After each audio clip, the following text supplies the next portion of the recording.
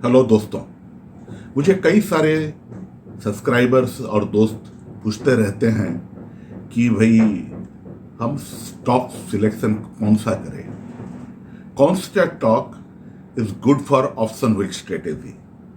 सो आज मैं उसी विषय में मैं अपना पसंदीदा सेक्टर को चुना हूं और ये जो शेयर्स इस पसंदीदा सेक्टर्स में है ये मार्च सीरीज के लिए भी है और अप्रैल सीरीज के लिए भी है।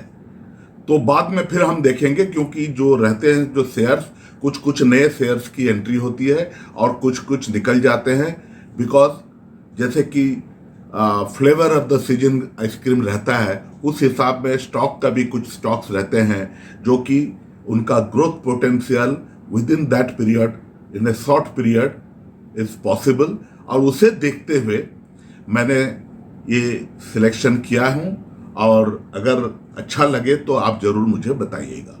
और उससे पहले मैं एक जानकारी देना चाहूँगा कि मुझसे जो लोग जुड़ना चाहते हैं वो मेरा जो टेलीग्राम चैनल है जिसका एड्रेस स्क्रीन पे दिख रहा है, और जो ट्विटर से जुड़ना चाहे जिसका एड्रेस आप स्क्रीन पे देख सकते हैं, देख लीजिए और सब्सक्राइब कर लीजिए। मेरा जो ट्रेड्स होता है मैं उसको लाइव पोस्टिंग करता हूं, both entry and exit. Profit हुआ तो भी मैं दिखाता हूं, लॉस हुआ तो भी दिखाता हूं, सो दैट आप जानेंगे कि मैं कोई सुपरमैन नहीं हूं, लेकिन मैं कोशिश करता हूं कि ज़्यादा से ज़्यादा शेयर्स में मेरा प्रॉफिट हो और मैं प्रॉफिटेबली एक महीना या एक सीरीज जैसा है, मैं महीने के हिसाब में प्रॉफिटेबिलिटी देखता हूँ, नॉट जैसे सीरीज। तो कैलेंडर मत यूज करता हूँ मेरा प्रॉफिटेबिलिटी, एंड उसे मैं कंपेयर करते रहता हूँ निफ्टी इंडेक्स के साथ। दोस्तों, जो लोग पहले बार मेरे इस वीडियो को देख रहे हैं उन्हें गुजारिश है कि वो मेरे इस वीडियो को सब्सक्राइब करें, शेयर करें, और आप सब जितने भी देख रहे हैं उसको लाइक करें, रीट्वीट करें अगर आप ट्विटर में हैं, और मुझे अपना जो सवाल है या सजेशन है देते रहिए। सबसे पहले, before I go to the topic, I would like to answer few queries those have been raised by my subscriber. एक चीज पूछा गया है एक्सपायरी वीक में मार्जिन के बारे में। तो दोस्तों, तो अलग अलग ब्रोकर का अलग अलग मार्जिन प्लान है, क्योंकि सेबी ने मार्जिन बढ़ा दिया है सो दैट डिफॉल्ट होने का पॉसिबिलिटी कम हो जाता है। जितना पैसा है उतना ही शेयर ट्रेडिंग करना चाहिए। उस हिसाब में मैं जीरोधा के बारे में एग्जांपल दूंगा। जीरोधा जो एक्सपायरी वीक रहता है, मंथली एक्सपायरी वीक, उसका जो वेडनेसडे है और जो थर्सडे है उसमें अपना जो मार्जिन है उसको डबल कर देता है। मान लीजिए किसी ऑप्शन ट्रेड को जिसको आप सेल किए हो उसका अगर मार्जिन 2 लाख रुपया है तो बुधवार को और बृहस्पतिवार गुरुवार को ये डबल हो जाएंगे, 4 लाख हो जाएंगे। तो this as simple as this. तो आप उसके लिए अपना ब्रोकर के पास अकाउंट में पैसा रखना पड़ेगा, अदरवाइज ब्रोकर आपका जो पोजीशन है अपने आप स्क्वायर अप कर सकता है। ये ध्यान में रखिए। दूसरा जो सवाल आया है वो है कि जब एक्सपायरी वीक में आपका जो CSP कैश सिक्योर्ड पुट है अगर वो इन द मनी हो जाता है तो क्या करना चाहिए। सिमिलरली कॉवर्ड कॉल भी अगर इन द मनी होता है तो क्या करना चाहिए। तो देखिए, अगर पुट इन द मनी होता है तो सबसे बेहतर यही है, मंगलवार को से शुरू करके गुरुवार तक अगर आप देखते हैं वो सही समय है, तो उस समय आपको क्या करना है, आपको जो शेयर से इन द मनी हो गया, आपको जो शेयर से, मान लीजिए आप डीवी स्लैब का पुट सेल किए हो और वो इन द मनी हो गया, डीवी स्लैब का लॉट है 200, तो आपको 200 शेयर्स मार्केट से खरीद लेना है और डीवी स्लैब का जो पुट है उसको इमीडिएटली स्क्वायर ऑफ कर देने का है। उसको मत रखिए ब्रोकर के लिए, broker will do the thing. लेकिन अगर आप करते हो तो आपको ब्रोकरेज, यहाँ एग्जाम्पल जीरोधा या जो डिस्काउंट ब्रोकर्स है वो 20 रुपीज या 9 रुपीज लेंगे, लेकिन आप अगर ब्रोकर के लिए छोड़ दोगे, a percentage of the value will be charge by them. So बहुत बड़ा अमाउंट हो जाता है और वो भी शेयर्स मिलते मिलते आपको 2-3 दिन लग जाते हैं। तो उस चक्कर में मत रहिए, आप खुद एक काम कर लीजिए। सिमिलरली अगर आपका कॉल इन द मनी हो जाता है तो तो आपके पास जो शेयर्स है उसको मार्केट में बेच दीजिए एंड इमीडिएटली साइमल्टेनियसली आपके पास जो ओपन कॉल पोजीशन है उसको स्क्वायर अप कर दीजिए। अभी हम मेन सब्जेक्ट पे चलते हैं। ऑप्शन व्हील स्ट्रेटेजी में अगर सबसे बड़ा ध्यान देने वाला कोई चीज है तो वो है आपका स्टॉक सिलेक्शन। अगर आपका स्टॉक सिलेक्शन नहीं है तो जितने भी प्रॉब्लम होने का है प्रॉब्लम हो जाता है। फिर आप सोचते हो कैसे उसको एडजस्ट करोगे। ऑप्शन व्हील स्ट्रेटेजी में कोई एडजस्टमेंट बारे में नहीं है, क्योंकि option wheel strategy is not a trading strategy but an investment strategy. इसका मतलब यह है कि आप इन्वेस्ट करने के लिए ऑप्शन व्हील स्ट्रेटेजी का प्रयोग करते हो। यह नहीं कि इसमें सिर्फ पैसा कमाना होता है। प्लीज ये चीज को आप ध्यान में जरूर रखिए।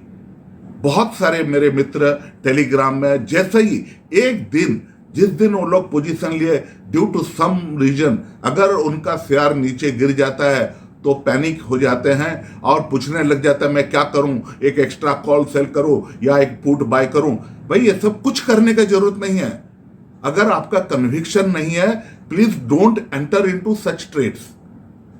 Don't enter into such trades because option wheel strategy में अल्टीमेटली एक दिन आपको ये सब शेयर खरीदना है और उस शेयर्स के बदले में आपको एवरी मंथ कॉल सेल करके महीना में आप आराम से बैठकर 1 से 1.5% पर मंथ आप कमा सकते हो आपका जितना भी शेयर्स है। And that is a very excellent return then your bank return. एवं कभी कभी म्यूचुअल फंड से भी आपको बहुत ज्यादा उसमें बेनिफिट हो सकता है। अब ये देखिए मेरा स्टॉक सिलेक्शन क्राइटेरिया। सबसे पहला पॉइंट जो है share you are willing to own for long term. आप ऐसा शेयर्स चुनिए जो कि आप लॉन्ग टर्म के लिए आप उसको रखना चाहते हो। ऐसा नहीं कि 175 जो एफएनडो में जो शेयर से आप कुछ भी खरीद ले जिसे कि सचमुच आप रखना नहीं चाहते हो क्योंकि उसका लॉट साइज बहुत बड़ा है, लेकिन actually you don't want to invest in that stock because you also know they are risky. Time being हमें पुट बेचकर कुछ पैसा कमाना चाहता हूं, वैसे करोगे तो ठीक है, कुछ महीना आप बहुत पैसा कमा लोगे, लेकिन एक बार ऐसा आएगा, मेरे साथ एक बार हो चुका है, BHEL 42 से आकर नीचे गिर के 28 तक हो गया था 4-5 महीना पहले। तो ऐसा मत कीजिए, इसमें काफी घाटा होता है। हाँ, वो अल्टीमेटली ऊपर आ गया है but there are various factors are responsible for that. अब दूसरा है ethical management and good governance. आप ऐसा एक मैनेजमेंट चुनिए जो ऐसा नहीं कि जो पहले जैसा सत्यम में हुआ था या कुछ और शेयर में हो गया तो वो आपके साथ होना नहीं चाहिए। उस शेयर में एक प्रूवन मैनेजमेंट होना चाहिए, उनका एक रेपुटेशन होना चाहिए, ये जरूरी है। मैं प्रॉफिटेबिलिटी का बात नहीं कर रहा हूं, मैं मैनेजमेंट के बारे में बात कर रहा हूं जो अपना गुड गवर्नेंस के लिए रेप्यूटेड है और एथिकल मैनेजमेंट के लिए भी रेप्यूटेड है। तो वैसे देखकर उसी तरह मैनेजमेंट के अंडर में जो कंपनियां है उसका शेयर आप खरीद सकते हो। तीसरा रहा past growth record and future potential. आप जो शेयर खरीद रहे हो आप देखिए उसका 5 साल 8 साल का रिकॉर्ड देखिए, उसमें हर एक साल उसका प्रॉफिटेबिलिटी में बढ़ोतरी हुआ होना चाहिए और फ्यूचर पोटेंशियल भी अच्छा होना चाहिए। तो ये भी एक इंपॉर्टेंट चीज है। सिर्फ past is not important, also the future growth is also equally important. जो शेयर चुनोगे उसमें आपको यह भी देखना है कि अगले 1 साल में they are going to grow by 15 to 25%। तो उतना अगर नहीं बढ़ेंगे, आप उसका कैश सिक्योर्ड पुट सेल करोगे तो हो सकता है कि वो शेयर नीचे आ जाए। लेकिन अगर आपका जो शेयर चुना हुआ है वो ऊपर जा सकता है 15 to 25% in 1 year time period. For short period 1 महीना 1.5 महीना वो नीचे आ सकते हैं but ultimately they go up. कई सारे एग्जाम्पल आपने खुद देखा होगा।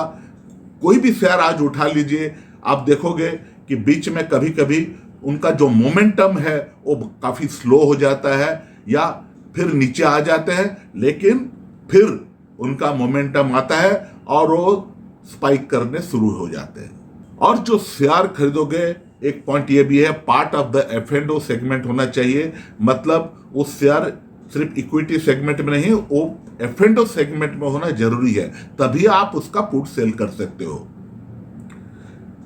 हाई लिक्विडिटी, इसको बिल्कुल नजरअंदाज मत कीजिए।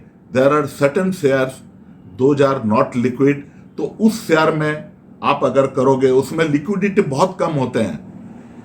कुछ लोग पूछते हैं ब्रिटानिया का बारे में, लेकिन ब्रिटानिया का आप देख लीजिए वॉल्यूम कितना होता है, और उसी तरह उसी के साथ और उसके साथ आप Reliance, Tata steel, HDFC bank, axis bank, ये सब का देखिए वॉल्यूम कितना होता है। तो वॉल्यूम जितना ज्यादा होता है F&O में, उस हिसाब में आपका लिक्विडिटी रहेगा और उसमें स्प्रेड का जो गैप है वो कम रहेगा। Then last line is very important, must have enough capital to buy the stock. मान लीजिए आपके पास 6 लाख है, then you can sell the put in Reliance.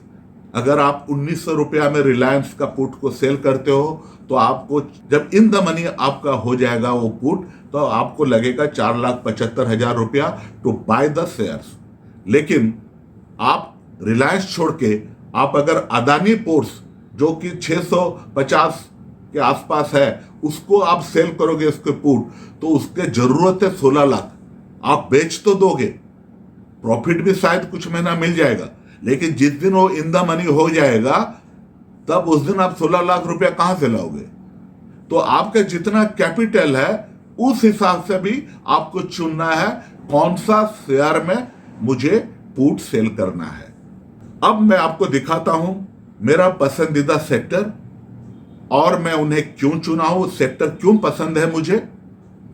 दूसरा चीज है उसमें कौन सा शेयर है जिसमें मैं आइदर अभी मैं पोजीशन में हूं या पोजीशन लेने वाला हूं।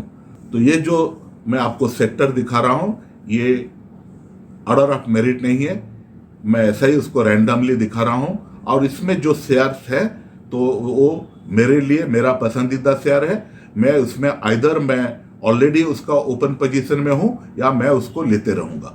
आगे जो मार्च सीरीज है और अप्रैल सीरीज है उसके लिए मैं लेना चाहूंगा। तो मैं IT सेक्टर में क्यों इन्वेस्ट करना चाहता हूं, उसका कारण यह है, देखिए कोविड के चलते एक बहुत बड़ा परिवर्तन देखा गया है। आप देखे होंगे ऑफिसेस वगैरह में तो आजकल सब सोशल डिस्टेंसिंग के लिए सब हाई स्पीड इंटरनेट चाहते हैं, इक्विपमेंट चाहते हैं, और जितने मीटिंग्स होता है ऑफिस में, जितना कम्युनिकेशन होता है, सब विदाउट कंप्यूटर हो ही नहीं सकता। तो उसके लिए जो ऐप है वो बहुत काम में आता है। और उसके बाद ये न्यू एज टेक्नोलॉजी जो है उसका CAGR 2021 से 2025 तक, ध्यान दीजिए 2021 से 2025 तक 16% CAGR में बढ़ने की उम्मीद है। और ये शुरुआत हो चुका है, ये multi year technology transformation phase. अभी जितने एंटरप्राइजेस हैं वो लोग क्लाउड बेस्ड फाउंडेशन बनाना शुरू कर दिए हैं, जिसके बारे में मैं बताया कि इसका ग्रोथ पोटेंशियल कितना अच्छा है। और सेकेंड फेज में there will be growth in ancillary technology like artificial intelligence, robotics, IoT and 5G। तो ये सब चीज जब आएगा, ये सब चीज जो आने वाले हैं वो दर्शाता है कि आई सेक्टर 2025 तक कम से कम काफी बूम में रहेंगे।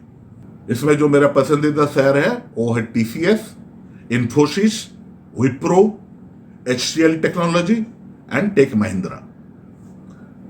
अगला सेक्टर है फार्मा। फार्मा क्यों मुझे पसंद है? पिछले 4 साल उतना अच्छा नहीं था फार्मा के लिए, फार्मास्यूटिकल सेक्टर में, बट ये जो पैंडेमिक आया, फार्मास्यूटिकल सेक्टर का बारे में लोगों का जो ओपिनियन है पूरा बदल दिया। The pharmaceutical sector emerged as a winner during the pandemic and proved to be a saviour of the investor with a substantial return in 2020। अब देखा होगा 2020 में जो फार्मा शेयर थे कहां से कहां पहुंच गए। और सबसे बड़ी बात है, ये सेक्टर में अभी गवर्नमेंट का जो प्राइस रेस्ट्रिक्शन है वो देखने को मिलेगा नहीं, जो होने का है वो हो चुका है।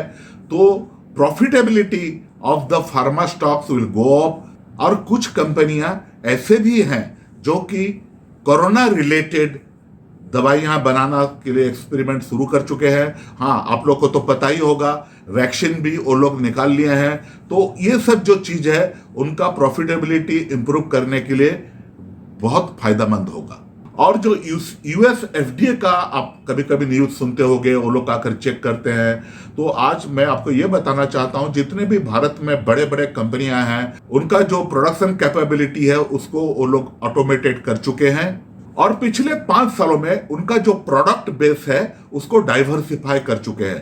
तो ऐसा नहीं कि उनका जो प्रोडक्ट है उसके बारे में बहुत कुछ आपको सोचने का जरूरत है।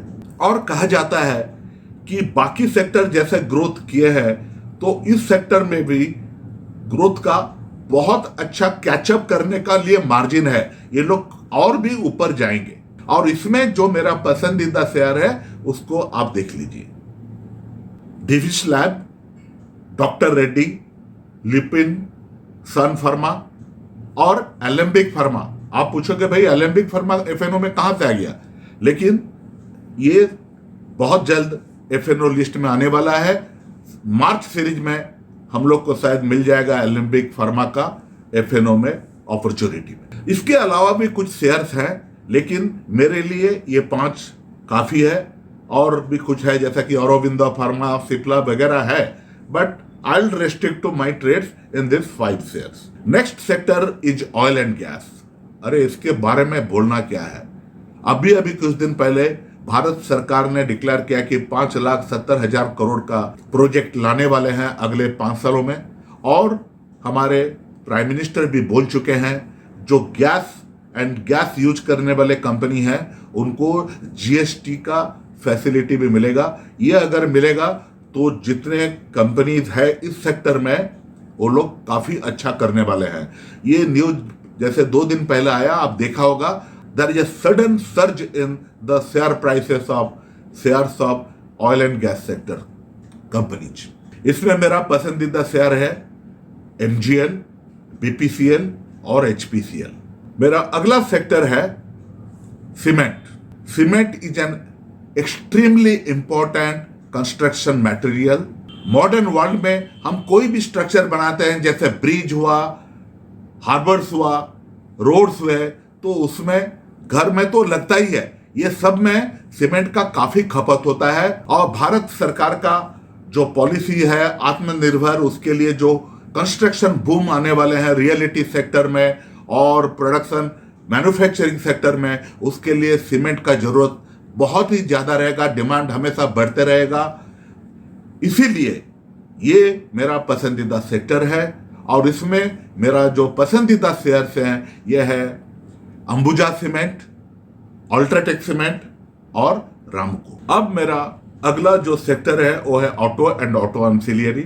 आप लोग सब देखा होगा, जो जितने भी 4 व्हीलर एंड 2 व्हीलर थे और जो कमर्शियल व्हीकल था उनका जो डिमांड था काफी ड्रॉप हो गया था, लेकिन अभी ये सारे कंपनी बहुत अच्छा करने लग गए। और ऑटो कंपनी अगर अच्छा करता है तो ये बिल्कुल समझ लेना चाहिए कि ऑटो एंसिलियरी कंपनीज जो हैं वो भी बहुत अच्छा करते हैं। और उनका जो रिसेंट रिजल्ट आया है, जो मंथली सेल्स फिगर आता है, उसमें दिखाता है, यही दिखाता है कि आगे भी इनका जो बढ़ोतरी है वो जारी रहेगा। तो इस सेक्टर का जो मेरा पसंदीदा शेयर है वो है Maruti, Tata Motors, hero motor और एंसिलियरी अपोलो टायर। ये एक सेक्टर है जो मुझे अभी अभी काफी पसंद आने लगा है। उसका कारण यही है कि इसमें ग्रोथ पोटेंशियल इंडिया में बहुत ही ज्यादा है। अगर आप इंटरनेशनल सिनेरियो से के साथ इंडिया को कंपेयर करोगे तो आपको पता चलेगा कि इंडिया में हम लोग बहुत अंडर इंश्योर्ड है।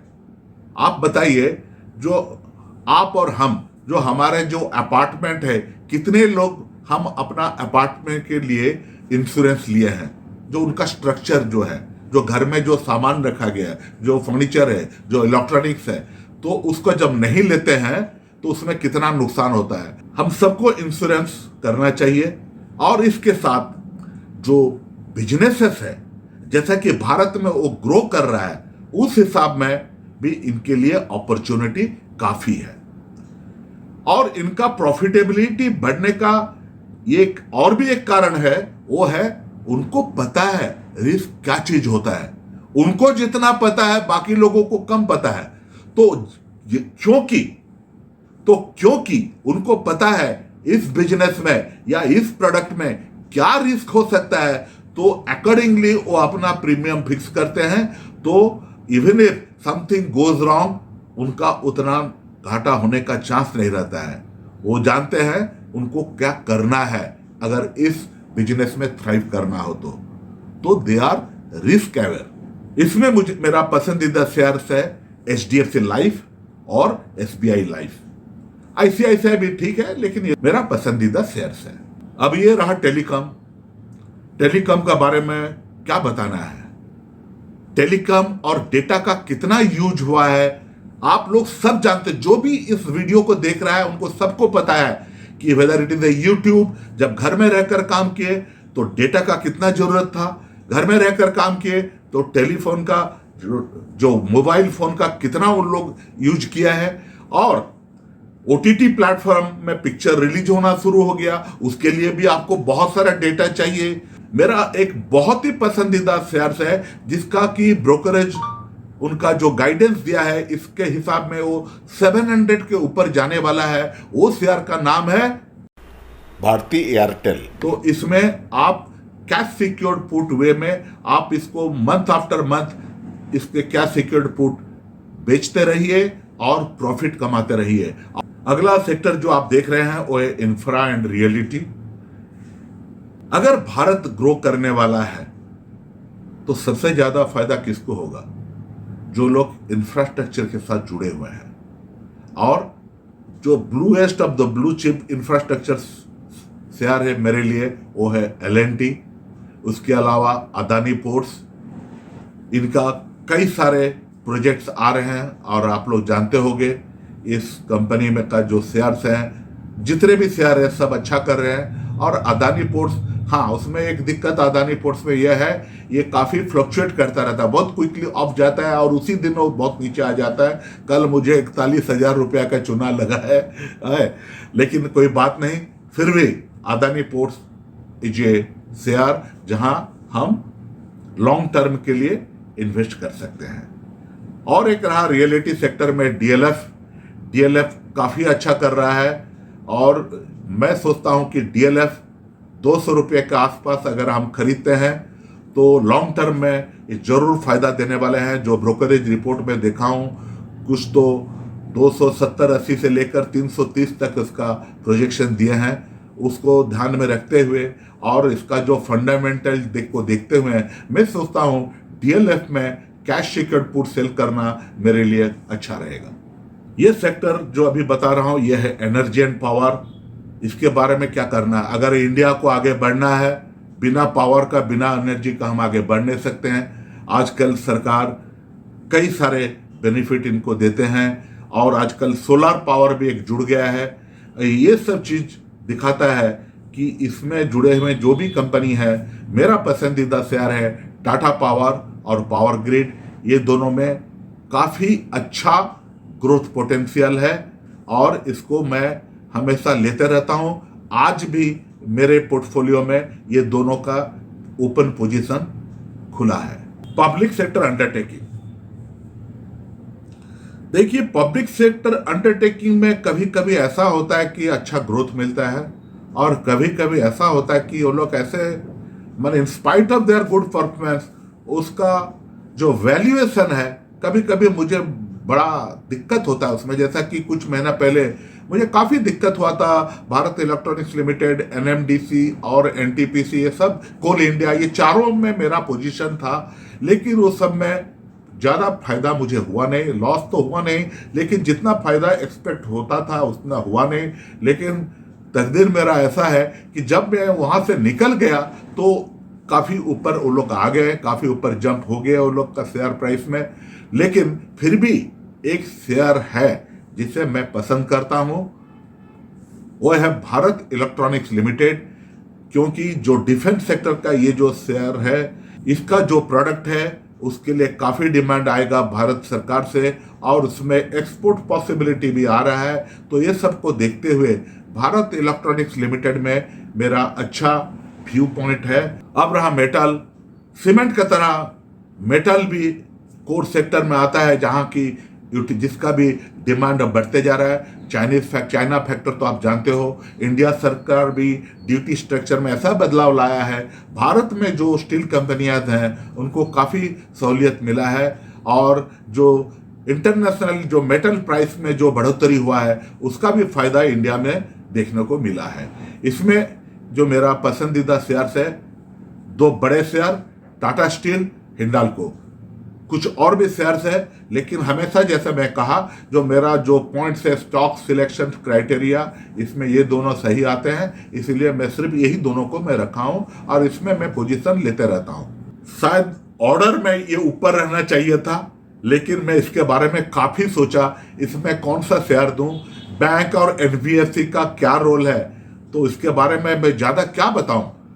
देश का ग्रोथ तो डिपेंड करता है बैंक्स में, और बैंक्स का जो रिसेंट जितने भी क्वार्टरली रिजल्ट आए हैं उसमें सब कोई प्राइवेट सेक्टर में बहुत अच्छा हुआ है। Even state bank of India public sector share में भी जो एनपीए में कमी आया है, जो उनका नेट इंटरेस्ट इनकम में जो बहुत ही अच्छा रिजल्ट आया है, और जो हाउसिंग फाइनेंस, जैसा कि मैं बताया सरकार हाउसिंग के लिए काफी ध्यान दे रहा है, रेरा आने के बाद हाउसिंग फाइनेंस हाउसिंग में काफी रियलिटी सेक्टर में काफी अच्छा होने वाला है, जो कि it is beneficial to the buyer of the houses.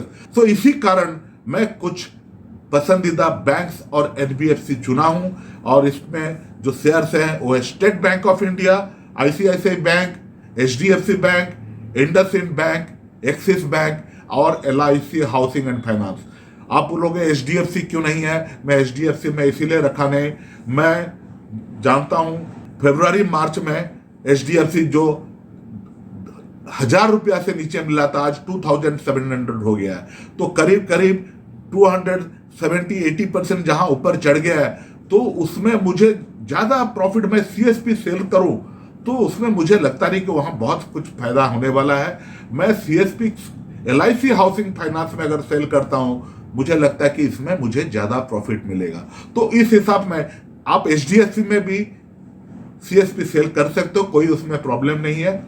लेकिन इसके अलावा मैं कोई पब्लिक सेक्टर बैंक ज्यादा लिया नहीं। ये जो छोटे छोटे बैंक होते हैं, आप कल देखा होगा जो लोग 25%, 30%, 40% बढ़ गए थे because of various government announcement, privatisation का जो र्यूमर चल रहा है, लेकिन कल 10-12% एक दिन में औंधे मुंह ये लोग नीचे गिरे।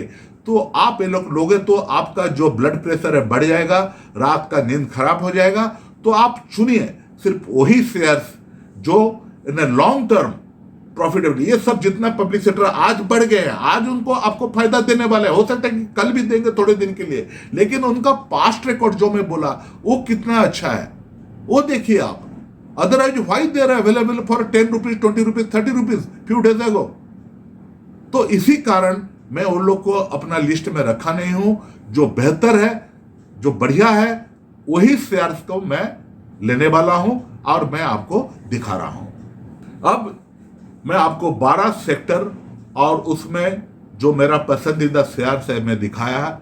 आप लोग पूछोगे अरे आईटीसी कहां गया, हिंदुस्तान यूनिलीवर कहां गया? मैं आपको ये बताना चाहता हूं, मैं डेलिबरेटली एफएमसीजी में मैं इसीलिए नहीं रखा हूं, यद्यपि आईटीसी में आप थोड़ा सोच सकते हो उसके बारे में, क्योंकि जो एचयूएल है, मैं आपको एग्जांपल एचयूएल का ही दे रहा हूं, क्योंकि डाबर और मैरिको भी सिर्फ उसी टाइप का है। उनका जो ग्रोथ है वो जानता हूं लॉन्ग टर्म में जाएंगे, but they are very slow movers मुझे लगता है, और उनका जो प्रीमियम मिलता है उतना अच्छा प्रीमियम नहीं मिलता। आप एचयूएल का जो करंट प्राइस है आप देखिए, उसका 150 रुपया 200 रुपया नीचे, 10% नीचे का जो आप उस पर जो प्रीमियम देखोगे, आपको उतना अच्छा बेनिफिट नहीं मिलेगा। अगर उतना मार्जिन देकर उतना पैसा आपके पास है, कुछ दूसरा सेक्टर चुनिए जहां आपको ज्यादा प्रीमियम मिलेगा, ज्यादा प्रॉफिट मिलेगा। तो इसीलिए मैं उसको दिखाया नहीं, बट चॉइस इज योर्स, क्योंकि ये जो 12 सेक्टर है ये मेरा पसंदीदा है। आप इसमें कई और जोड़ सकते हो, आप उसका बारे में स्टडी करके और भी कुछ निकाल सकते हो शेयर्स इन्हीं 12 सेक्टर में, वो आप कर सकते हो। हाँ, अब जब मैं इसमें कैश सिक्योर्ड पुट करता हूं, क्या इसमें कोई टाइमिंग का जरूरत है क्या? जी हाँ, टाइमिंग का थोड़ा तो जरूरत है। आपका चार्ट में जितना जरूरत नहीं है, टाइमिंग का थोड़ा जरूरत है। यही है कि अगर आप मोमेंटम बहुत काफी हो चुका है, उस समय आप एंट्री लोगे तो आप उसमें ज्यादा कमा नहीं सकते हो, क्योंकि उसके बाद एक प्लेट्यू आ जाएगा और उसके बाद उसमें थकान आ जाएंगे उस शेयर में। हो सकता है कि वो थोड़ा नीचे भी गिरना शुरू कर दे और आप परेशान होकर रह जाओगे। तो इसीलिए आप यही ध्यान में रखिए। अब आपको चार्ट शायद देखना हो सकता है कि भाई अब ये मोमेंटम बढ़ने वाला फेज में है या गिरने वाला फेज में है या प्लेट्यू रहने वाला फेज में है। और एक चीज का आप ध्यान रखिए, इसके लिए मैं आपको सिर्फ 2 चीज बताऊंगा जो कि आप चार्ट में देखिएगा। एक है RSI, ठीक है, और दूसरा है प्राइस वॉल्यूम एक्शन।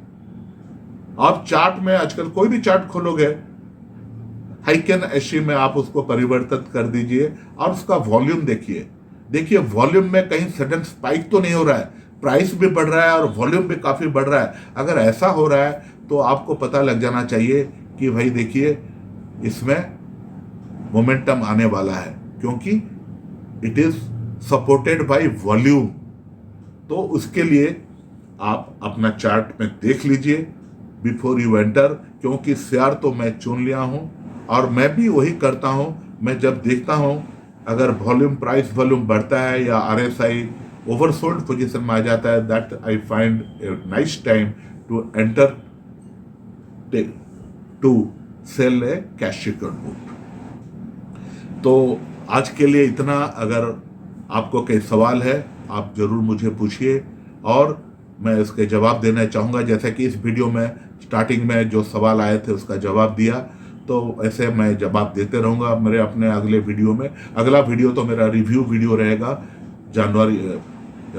फरवरी मंथ के लिए। और आप मेरा वीडियो लाइक करते रहिए, रीट्वीट करते रहिए, देखते रहिए। और आपके जो दोस्त हैं या आपके जानकारी में अगर आपके कलीग डेरिवेटिव ट्रेडिंग करते हैं, उनको मेरा वीडियो शेयर करना ना भूलें। इसी के साथ इस वीडियो का मैं समाप्त करता हूं। नमस्कार, हैव ए गुड डे।